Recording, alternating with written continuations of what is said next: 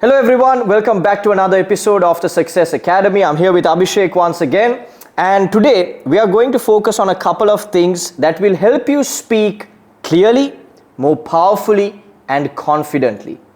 One of the things that we want to talk about today is projection. Projecting your voice and not shouting so that you will be able to speak louder for longer. Am I right? Of course.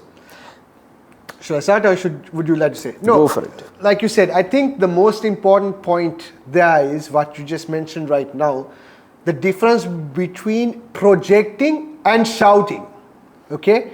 And the difference more or less is where the sound comes from. If I can try to put it in layman's terms, that means in terms that people would understand. When you project, you usually use your core or your diaphragm. You push out your voice from here. Whereas when you shout, it comes out from here, from your throat.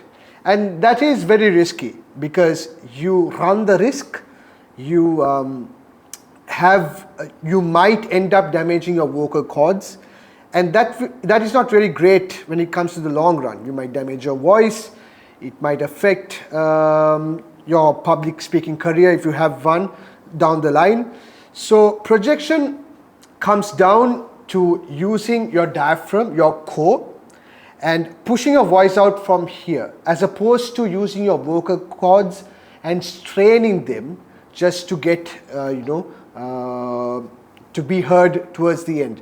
This is something that everyone who does theater, everyone who does music learns from a young age.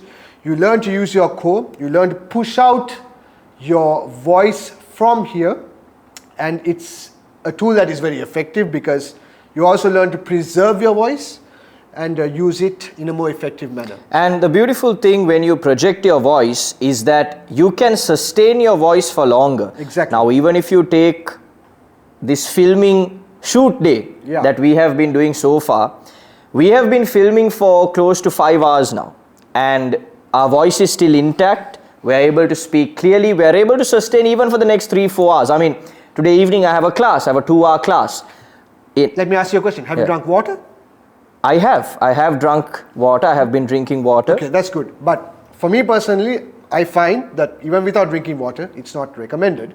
I still can continue, even if it's the case of continuing over 2 or 3 hours, That's something you build up, for sure. It's not something you get, then and there. Again, I don't recommend it, but it's something that you build up when you learn to project well. Absolutely. Now, when I do a class, for example, especially if I'm doing a class physically, drinking water is not something that I usually do, because again, it's not something I remember to do. Yeah. Now, obviously, drinking water is great because it keeps your vocal cords refreshed and so on. Your entire system feels a lot better.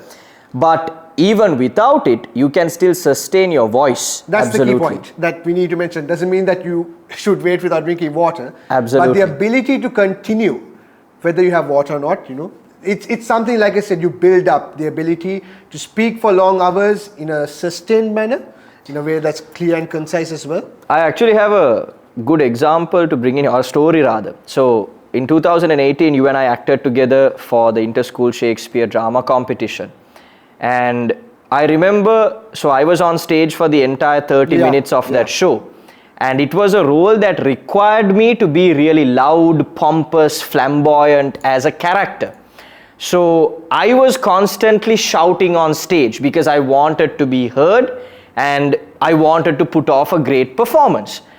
But I could only do maybe 2 runs per day, because by the end of the second run, my voice was completely gone. Yeah. And I couldn't even come back for a practice the next day with my voice refreshed because it was really gone. It was hoarse, right?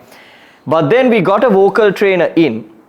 It's actually someone that we know. Yeah. And he trained me on a couple of exercises, some projection exercises. And he also trained me on a couple of things that we are going to speak on later, which is breathing.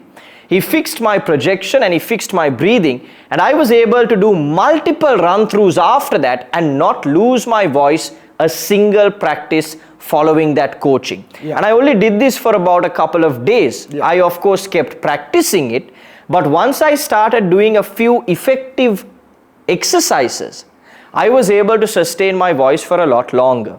Now, this is very useful to people who are in leadership positions. Yeah. Because especially as a CEO of a company or as a senior manager or a director of a company, you're constantly called to deliver keynote speeches. You're constantly called on meetings where you have to speak for a lengthy period of time. Yeah. You're constantly called to do client meetings with your customers. You have to speak with the suppliers. You have to speak with other company directors. So you're in a role where your voice is one of your most important tools. Yes. So knowing how to project is very important. What are some exercises that people can do at home to improve their projection? Well, I don't think we can show that while sitting down. Can we? Well, basically, like I said, everything comes from your core. So your diaphragm area, this area right here, you need to be able to push out your voice from here, okay, as opposed to straining your vocal cords. So an exercise we use a lot, but you can't do that really sitting down. You need to be stood up, legs apart, but you can try and push out sounds. For example, let's take the S sound.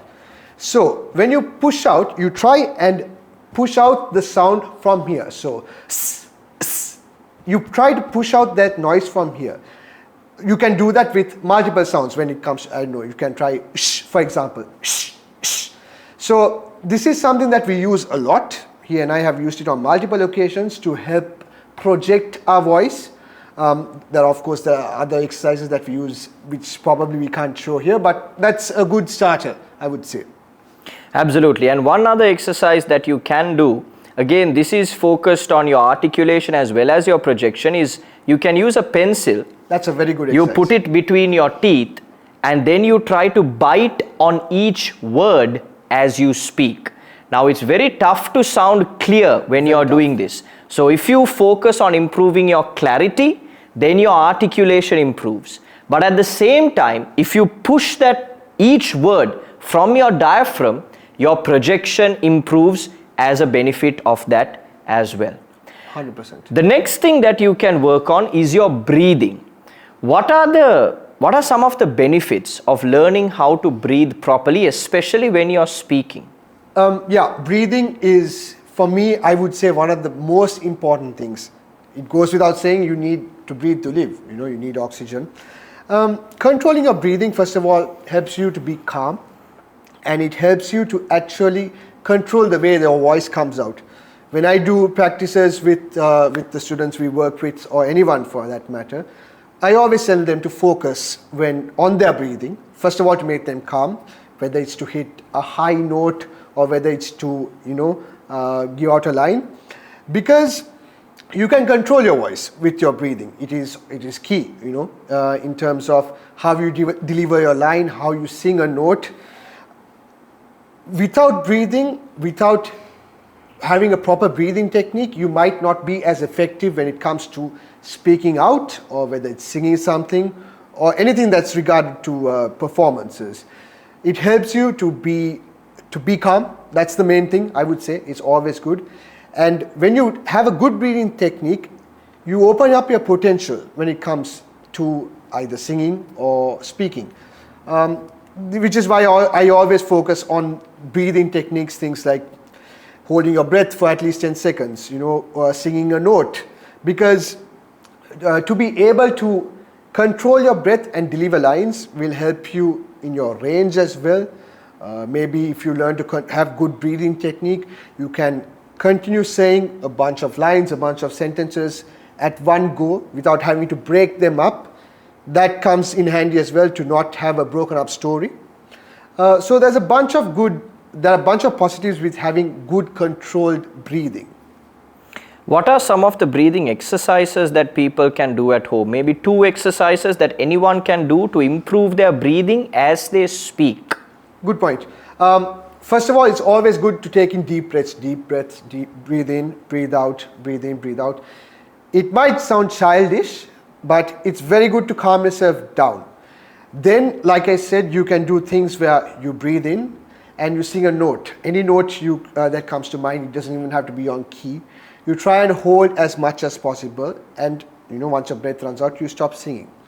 We have also different types of breathing, singing related exercises where you sing the vowel notes. So ma, me, mi, mo, mu. You sing one note and you try and hold each vowel for at least 2 to 4 beats. So ma, me, mi, mo, mu. You hold it for one note, and what you try to do is you try and increase the interval between those notes so that you can improve your breathing little by little.